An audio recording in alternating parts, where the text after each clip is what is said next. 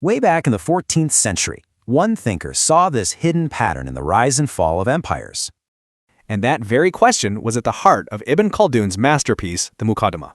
You see, he saw the state like a living thing. It's born, it grows, and yeah, it eventually dies.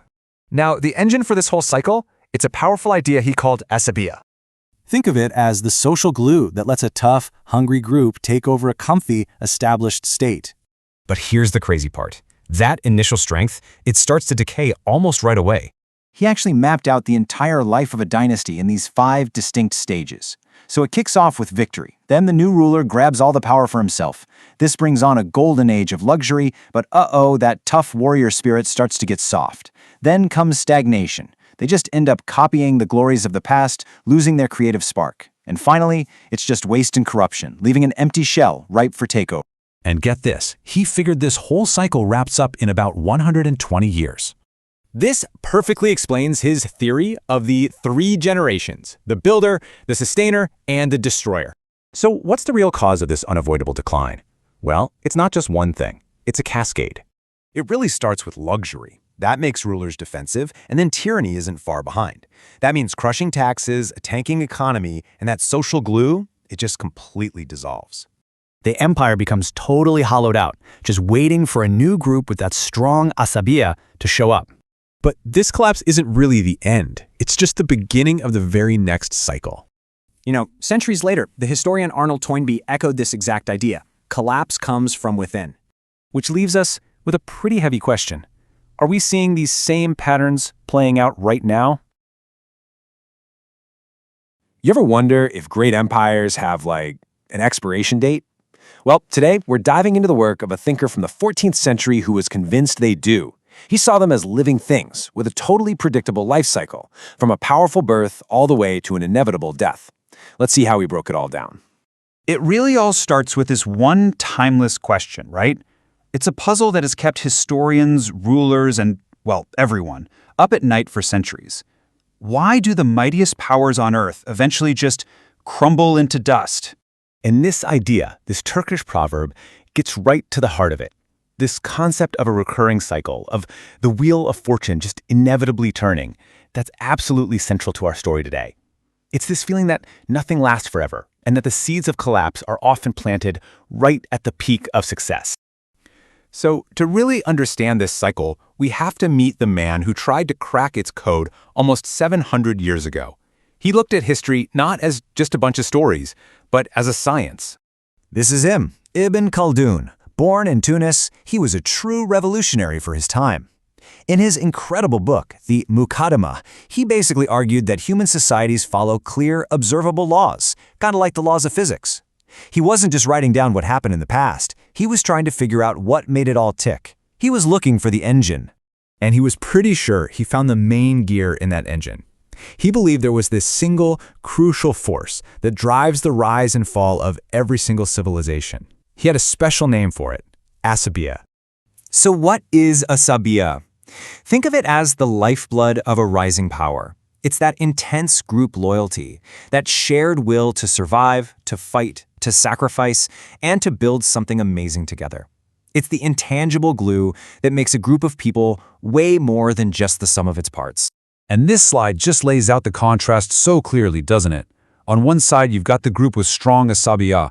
They're hungry, they're unified, they've been forged in tough times. On the other side, you have the group whose asabiya is weak. They've been softened by comfort and luxury. They're divided, individualistic, they've lost that edge. So, using this idea, Ibn Khaldun saw states as living things, going through this really predictable life cycle that he figured lasted about 120 years. He broke this whole journey from birth to decay down into 5 distinct ages. And this right here, this is the whole arc. It starts with that raw energy of asabiya in stage 1, right? Pure conquest. But by stage 2, the ruler grabs all the power for himself. And, here's the key, he starts to cut ties with his own people. Stage 3, that's the beautiful but dangerous peak, where all that luxury starts to poison the well. In stage 4, things get stale. No one's innovating anymore. They're just copying the past. And finally, stage 5 is the death rattle. The state is totally hollowed out, just waiting for the next hungry group to come along and push it over. And then, the cycle begins again. But why 120 years specifically? Well, Ibn Khaldun saw this as the average natural lifespan for a dynasty, and he broke it down by generations, 3 of them to be exact. And this shows you exactly how it happens. It's the generational shift that rots the foundation from the inside. You've got the first generation, the builders. They built it all with blood and sweat. Then you have the second generation, the maintainers. They remember the struggle, so they keep things going. But the third generation, the destroyers, they're born into wealth. They have no memory of the hardship. They take it all for granted, lose that warrior spirit, and just squander everything. So, here's the crucial point in Ibn Khaldun's whole model. These empires aren't just defeated by outside armies. No, they decay from the inside out, until they're just too weak to survive any kind of shock. You know this famous quote from the 20th century historian Arnold Toynbee? It just perfectly captures the spirit of what Ibn Khaldun was saying 600 years earlier. The fatal blow doesn't come from an enemy outside the gates, it comes from the rot that's already inside. And Ibn Khaldun even listed out the terminal symptoms. You see extreme luxury and spending, which leads to crushing taxes that wreck the economy. The ruler becomes totally disconnected from the people, trusting paid mercenaries more than his own citizens. But the most critical symptom of all is the complete and total loss of that social glue, that asabiya. Once a state hits this stage, Ibn Khaldun said, the illness is untreatable. It's over.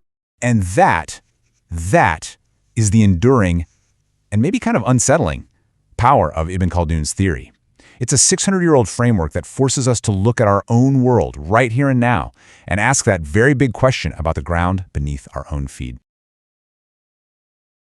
Hiç düşündünüz mü? Tarihin o en görkemli, en büyük imparatorlukları bile neden eninde sonunda yerle bir olur? İşte bu sorunun cevabını tam 600 yıl önce veren, adeta gücün sırrını çözen bir düşünür vardı. Şimdi gelin onun gözünden tarihin bu büyük şifresini birlikte çözelim. Bu soru Roma'dan Osmanlı'ya sayısız büyük gücün kaderini şekillendirdi. Peki bu çöküşler kaçınılmaz bir kader miydi? Yoksa bir yerlerde bir hata mı yapıldı? Belki de asıl cevap tarihin sürekli kendini tekrar eden döngüsünde gizlidir. Bu sözü hepimiz duymuşuzdur değil mi? İşte bu basit ama o kadar da derin söz aslında bize tarihin en temel kanununu fısıldıyor. Hiçbir şey ama hiçbir şey ne kadar güçlü olursa olsun sonsuza dek ayakta kalamaz. Her yükselişin mutlaka bir inişi vardır. Ve işte sahneye bu döngüyü, bu şifreyi ilk fark eden o inanılmaz adam çıkıyor. İbn Haldun. Düşünün 14. yüzyıldayız. Herkes kralların, savaşların, zaferlerin hikayesini yazarken o bir adım geriye çekilip büyük resmi görmeye çalışıyor. Tarihe sanki bir bilimmiş gibi yaklaşıyor ve toplumları ileri iten ya da yok eden o gizli motorun ne olduğunu anlamaya çalışıyor. Onun ortaya attığı fikir o dönem için resmen devrim niteliğindeydi. Diyordu ki, tarih aslında sürekli kendini tekrar eder. Toplumlar da tıpkı mevsimler gibi öngörülebilir aşamalardan geçerler.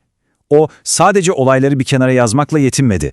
Hayatını bu devasa makinenin neden ve nasıl çalıştığını çözmeye adadı ve bütün bulgularını o meşhur eseri Mukaddimede bir araya getirdi.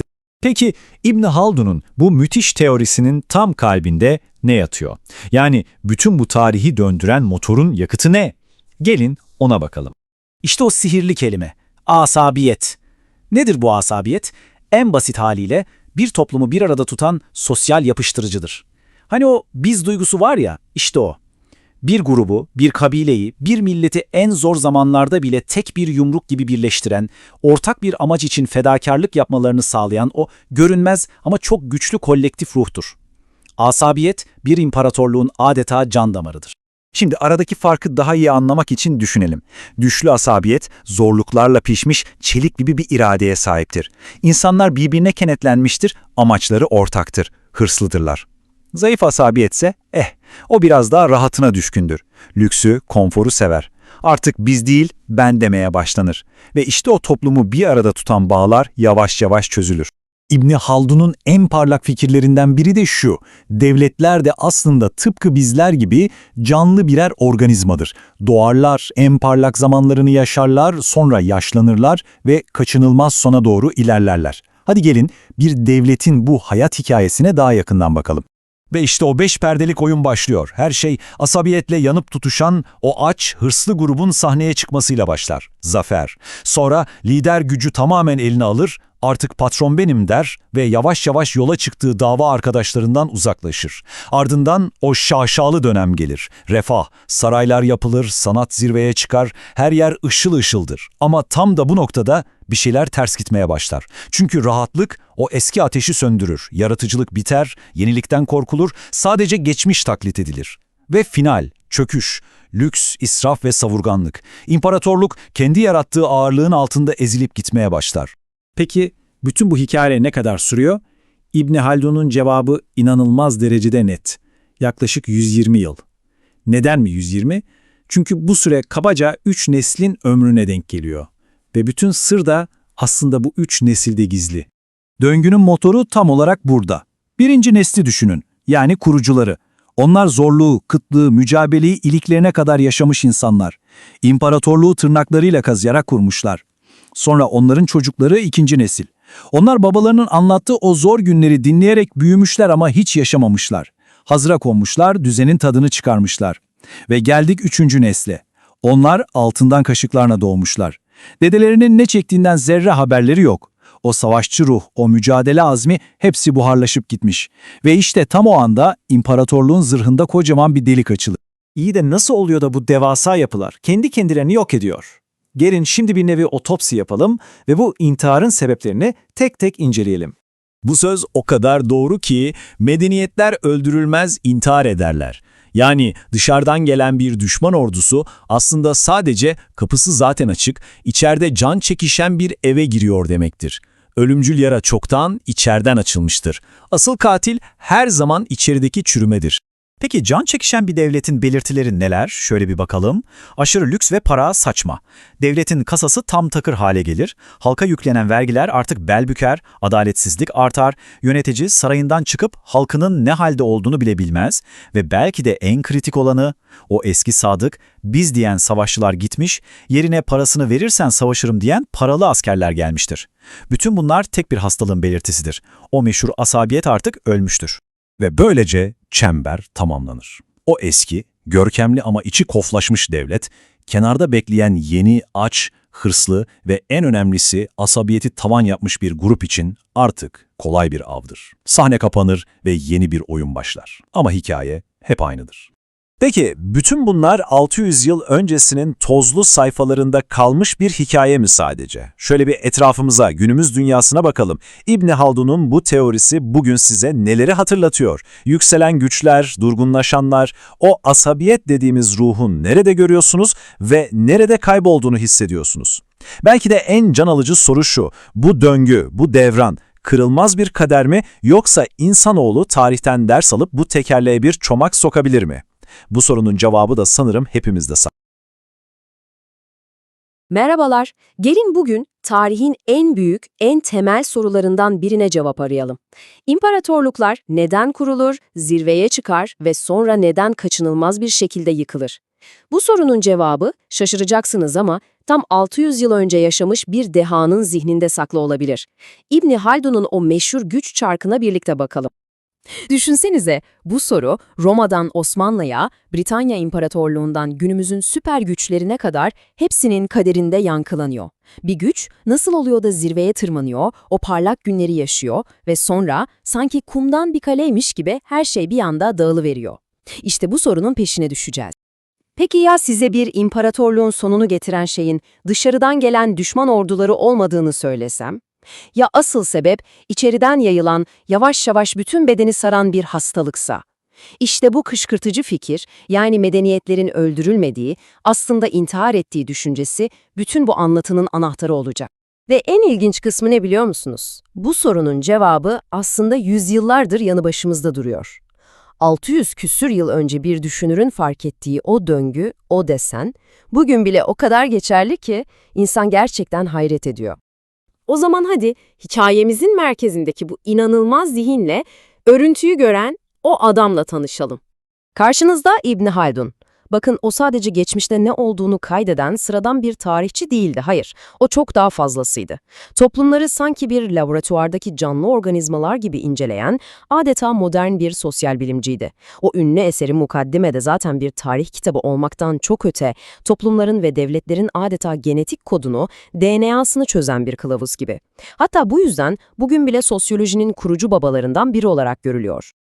İşte İbn Haldun'un dehası bu kadar basit ama bir o kadar da derin bir gözlemde yatıyor. Diyor ki, devletler de tıpkı biz insanlar gibi, canlı bir organizma gibidir. Doğarlar, büyürler, zirveye çıkarlar, sonra yaşlanırlar ve en sonunda kaçınılmaz olarak ölürler. Bu bakış açısı var ya, tarihi o rastgele savaşlar ve olaylar yığınından çıkarıp, içinde bir mantık, bir ritim, tekrar eden bir döngü olan bir sisteme dönüştürüyor. Peki bu yaşam döngüsünü, bu çarkı döndüren motorun yakıtı ne? İbn Haldun'a göre cevap tek bir kelimede gizli: asabiyet. Asabiyet.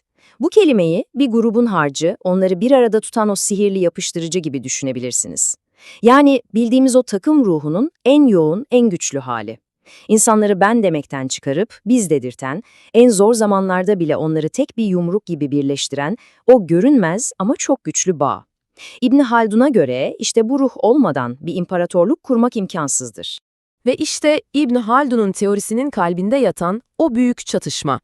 Bir tarafta zorlu doğa koşullarının çelik gibi sertleştirdiği, yüksek asabiyetle birbirine kenetlenmiş, aç ve güce susamış topluluklar var.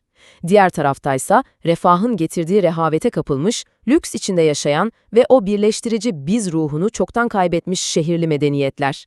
İşte tarih dediğimiz şeyin motoru bu iki kutbun kaçınılmaz çarpışmasıyla çalışıyor.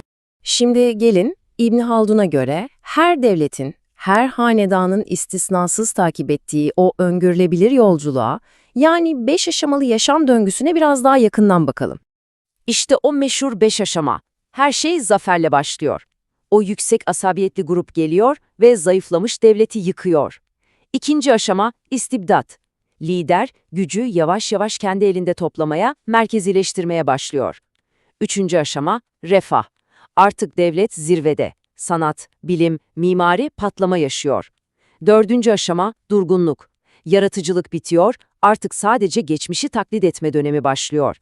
Ve en sonunda beşinci aşama israf. Lüks, yolsuzluk, yozlaşma devleti içten içe çürütüyor ve çöküşe hazırlıyor. Bu adeta bir gücün doğumundan ölümüne uzanan yol haritası. Başlangıç hep böyledir. O ilk zafer anında lider halkından biridir. Farklı değildir. Kararlar birlikte alınır, ganimetler birlikte paylaşılır. O birleştirici ruh yani asabiyet en saf, en güçlü halindedir. Henüz kimse kendini diğerinden üstün görmez, herkes davanın bir parçasıdır. Ama sonra işte o ikinci aşama yani istibdat dönemi. İşte burası çöküşün ilk tohumlarının atıldığı yerdir. Hükümdar kendisini o makama getiren o kolektif ruhtan, o asabiyetten kopmaya başlar. Gücü tek eline alır ve hatta kendi halkına karşı bile kendini korumak için paralı askerlere, bürokratlara güvenmeye başlar. Ve geldik döngünün en tehlikeli, en aldatıcı dönemine: refah ve durgunluk. Şehirler devasa saraylarla, anıtlarla süslenir. Sanat altın çağını yaşar. Dışarıdan baktığınızda imparatorluk hiç olmadığı kadar güçlü ve parlak görünür. Ama işte o parıltının altında o ilk fethi mümkün kılan savaşçı ruh, o dayanışma duygusu yavaş yavaş erir, kaybolur. Tehlike çanları sessizce çalmaya başlamıştır bile. İbn Haldun bu 5 aşamayı aslında çok daha basit, çok daha çarpıcı bir formülle de özetliyor. 3 nesil kuralı. Diyor ki, birinci nesil yani kurucular yokluk içinde savaşarak devleti kurar. İkinci nesil babalarının ne zorluklar çektiğini görmüştür, o yüzden mirası korumaya çalışır. Ama üçüncü nesil, onlar servetin, lüksün içine doğarlar, dedelerinin o mücadelesinden zerre kadar haberleri yoktur. İşte bu nesil o asabiyeti tamamen kaybeder ve farkında bile olmadan kurucuların tırnaklarıyla kazıyarak inşa ettiği her şeyi yıkar. Ve işi daha da ileri götürüp bu 3 nesillik döngü için somut bir zaman çerçevesi bile veriyor. Yaklaşık 120 yıl. Bu teoriye soyut bir felsefe olmaktan çıkarıp neredeyse bir doğa kanunu gibi somut bir hale getiriyor. Peki bir devleti bu kaçınılmaz sona sürükleyen o iç faktörler, İbn Haldun'un deyimiyle o hastalıklar tam olarak nedir? Yani bir güç neden kendi kendini yok etmeye bu kadar meyillidir?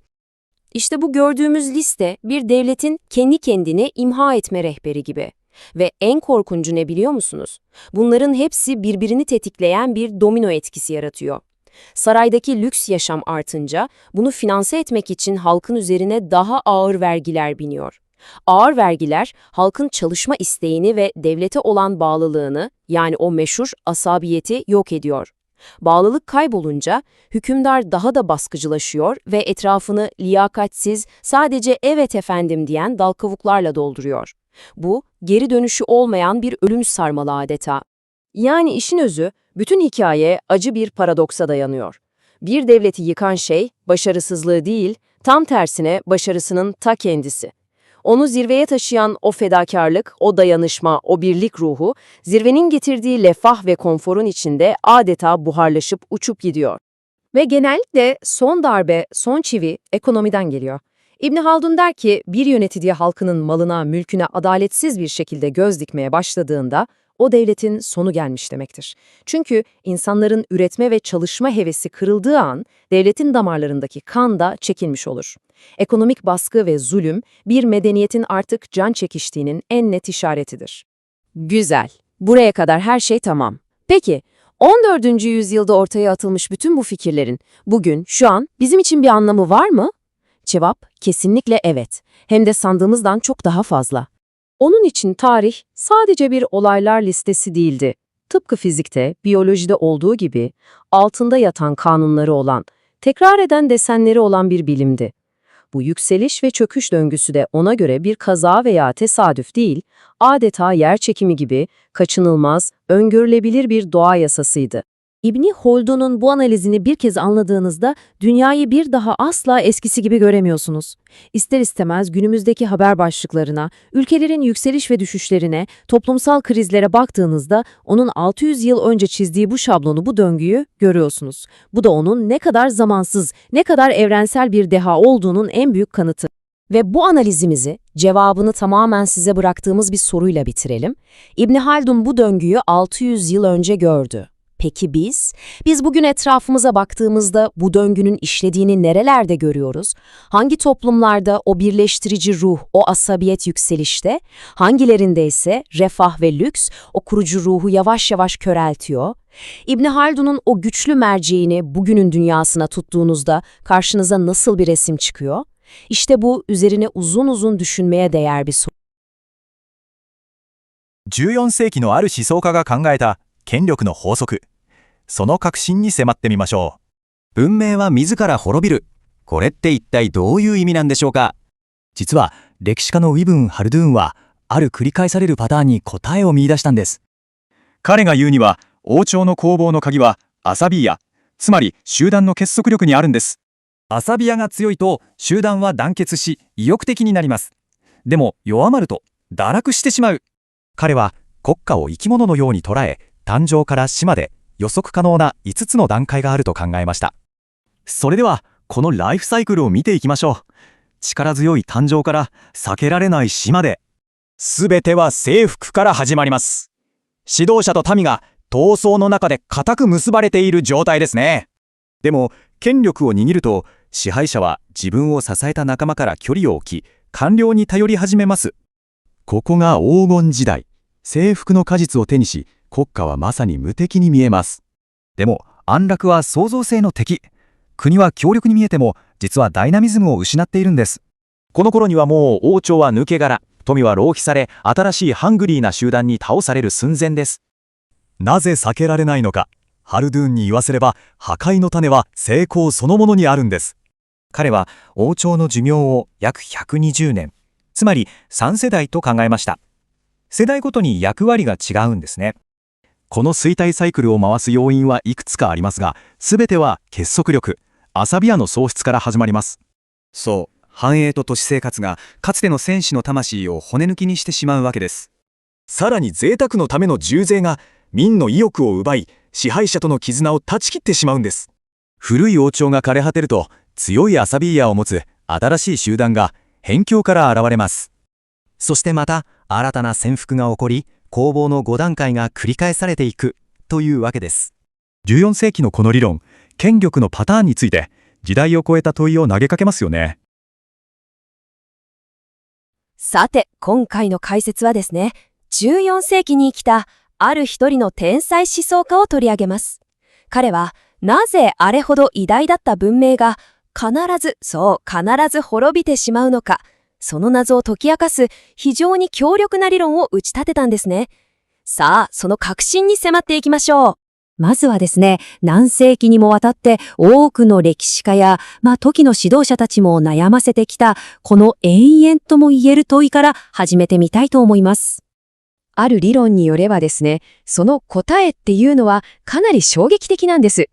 文明っていうのは外の敵に滅ぼされるんじゃなくて、なんと自己の手で崩壊する。つまり自殺するんだと、そういうわけなんです。で、この理論を提唱したのが現代の歴史家とかじゃないんですよ。なんと今から600年以上も前の1300年代に生きた天才だったんです。さあ、ここからこのテーマをぐっと深く掘り下げていきましょう。はい、というわけでセクション1です。今回の旅の案内役となるのがこのイブン・ハルドゥーンという人物。いやー、彼はですね、時代をはるかに先取りしていました。チュニス生まれのイブン・ハルドゥーン。彼はですね、ただの学者、思想家ってわけじゃなかったんですね。当時の政治のど真ん中にいて、外交官としても活躍した。だからこそ、権力っていうものがどういう仕組みで動くのか、肌で感じていた。そこから彼独自の視点が生まれたわけです。では、セクション2です。彼の画期的なアイデア、その革新は何だったんでしょうか？すべてはですね、たった一つのものすごく強力な概念から始まるんです。ハルドゥーンはですね、このアサビーヤこそが集団をぎゅっと一つにまとめる、言ってみれば接着剤のようなものだと。そして同時にその集団を偉大さへと押し上げていく強力な燃料なんだと考えたわけです。彼は歴史っていうのは常に二つの体育の社会がせめぎ合っている闘争の歴史だと考えたんですね。で、その二つの社会を分ける決定的な違い、それこそがこのアサビーヤが強いか、それとも弱いか、そこに行き着くんだと。さあ、ここからが彼の理論の面白いところ、まさに真骨頂ですね。セクション3です。イブン・ハルドゥーンはこのアサビーヤっていう考え方を使って国家がたどる運命、つまりある程度予測ができてしまうライフサイクルを描き出したんです。一体どういうことなのか見ていきましょう。彼に言わせれば国の栄枯盛衰っていうのは決して偶然起きるランダムな出来事じゃない。むしろもっと自然な、まるで生物がたどるような一つのサイクルなんだ、と、そういうふうに捉えていたんですね。で、彼はこのライフサイクルをすごくわかりやすく5つの段階に分けたんです。まさに英雄的な始まりからもうこれは避けられないんだっていうその終わりまで。具体的に見ていくと、まず第一段階が勝利。強いアサビヤを持つ新しい集団が弱った国を征服する。で、第二段階が専制。支配者が権力を独り占めにして仲間だった部族とも距離を置くようになる。そして第三段階、余暇。これが王朝のピークですね。記念碑を建てたり贅沢な暮らしに明け暮れたりする。第4段階が満足。もうここで停滞が始まります。新しいことに挑戦せず、過去の真似ばかり。外から見ればまだ強そうでも、内側の活力はもう失われている。そして最後の第5段階、浪費です。富を快楽のために使い果たし、軍隊も滅すろにされる。ここまで来ると国はもう、淵の病にかかっている、と彼は言ったんですね。そして、自身の観察と膨大な歴史分析から、イブン・ハルドゥーンは驚くべき数字を引き出すんです。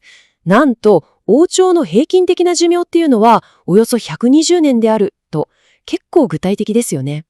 この120年っていうのを、もっと人間的なスケールで捉えたのが、この3世代サイクルという考え方です。これがまたすごくわかりやすいんですよ。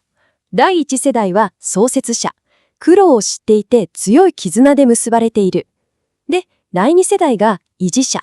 親の世代の苦労話は聞きつつも自分たちは豊かな暮らしをしている。タフさはない。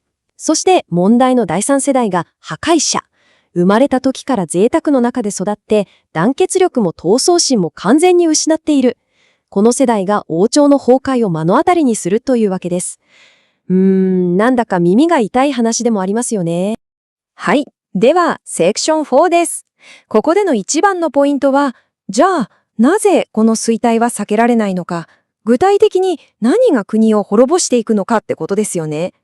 なぜいつまでも絶頂期でいられないんでしょうか。ハルドゥーンは国が豊かになって強力になると必ずかかってしまう内部の病があるって指摘してるんですね。いくつかあるんですが、例えば贅沢と快適さ。これがかつてのハングリー精神をダメにしてアサビアを壊してしまう。それから権威主義。支配者がどんどん孤立して自分の民衆じゃなくてお金で雇った傭兵に頼り始める。これが国の土台を崩すんですね。さらに圧政的な税。贅沢のためのお金が必要になって民衆に重い税をかける。そうすると人々の働く意欲がなくなってしまう。その結果どうなるか。はい、経済崩壊です。物が作られなくなって経済がダメになり、国も軍隊も支えきれなくなる。こういう流れなんですね。これまさにドミノ倒しなんですよ。見てください。支配者が贅沢をする。そのために金がいる。だから重税を課す。民衆は働く気をなくす。生産が止まって経済が崩壊する。国家の収入がなくなって破滅へ。というふうに、二陸なことに国家の成功そのものが自分自らの滅びの原因を自分自身で作り出してしまっているわけです。だからこそ、彼はこう断言するんですね。圧政は文明の破滅を告げるものであると。つまり、不正や経済的な抑圧っていうのは、もう文明崩壊のサインなんだと、はっきり言っているわけです。さて、最後のセクションです。では、イブン・ハルドゥーンが示したこの非常にパワフルな歴史のモデルから私たちは最終的に何を学ぶべきなんでしょうか。ハルドゥーンにとってこのサイクルっていうのは単なる不運とかそういう話じゃないんですね。これはもう社会の変えようのない法則。彼自身の言葉で言うスンナトゥルーラー、神の摂理とでも言うんでしょうか。物理法則と同じくらい自然なことなんだと。人間の本性が変わらない限り、この成長と衰退のサイクルは絶対に避けられないし、止めることもできない。彼はそう信じていたんです。ただ、面白いのは、古い国家がただ消えてなくなるわけじゃないってところなんです。それは形を変えるんですね。そこに住んでいた人々、文化、そして土地は次に台頭してくる新しい勢力に吸収される。そしてまた新しいサイクルが始まる。つまり、終わりは同時に新しい始まりでもあるというわけです。時計の針がリセットされるようなものですね。イブン・ハルドゥーンは今から600年以上も前に世界にこういうパターンがあることを見抜きました。この話は私たちに非常に刺激的な、そしてちょっとドッキッとするような問いを投げかけます。もしこのサイクルが本当に歴史の、そして社会の根本的な法則なんだとしたら、私たちは今、この瞬間、私たちの周りで起きていることを、このサイクルを通してどう見ればいいんでしょうか。そして私たちは今、どの段階にいるんでしょうか。伊本和勒敦，他早就看透了帝国的兴衰。今天呢，我们就来聊聊他的权力周期理论。文明是自杀的这句名言，其实呼应了一个更古老的理论。这怎么可能呢？一个社会怎么会失去活下去的意愿呢？早在14世纪，一位思想家就说他找到了答案。他就是伊本·赫勒敦。他说国家就像人一样，会生老病死。那么驱动这个循环的秘密武器是什么呢？他管它叫阿萨比亚，也就是社群凝聚力。你看，这种凝聚力强的时候，大家就无往不胜；可一旦它弱了，就很容易被打败。所以他把国家的生命周期分成了5个阶段，我们一起来看看。从胜利到挥霍，你看，这就是一个完整的循环。第一阶段，胜利，这时候大家心往一处想，劲儿往一处使，团结的不得了。然后到了第2阶段，独裁，统治者把权力抓在自己手里，最初的团结也就开始散了。第3阶段，繁荣，一切看起来都好极了，但安逸的日子会磨掉人的锐气。第4阶段，守成，这时候大家就求稳了，不敢冒险，表面看着还行，其实里子已经没活力了。最后就是第5阶段，挥霍，国家已经是个空壳子了，就等着别人来推翻它。那为什么会这样呢？这个循环的根本原因是什么？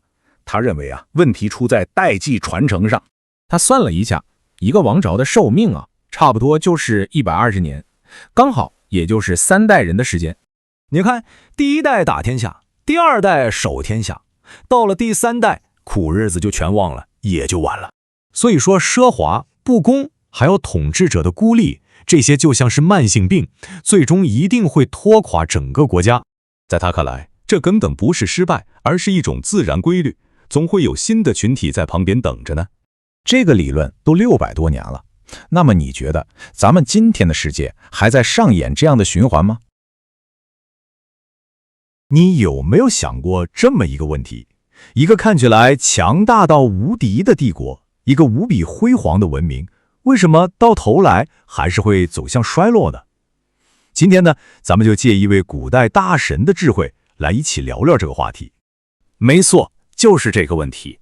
你想想看，从古罗马到古代中国，历史上那么厉害的王朝，那么多英雄人物都想建立一个不朽的功业，但历史的车轮好像总在重复着一个模式：兴起，到达顶峰，然后呢，就不可避免地走向衰亡。这背后到底藏着什么规律呢？哇，这句话说的可真够狠的。他的意思是说啊，一个强大的文明往往不是被外敌打垮的，而是自己把自己给做死的。也就是说，毁灭的种子其实早就埋在内部了。那么是谁最早看透了这一切呢？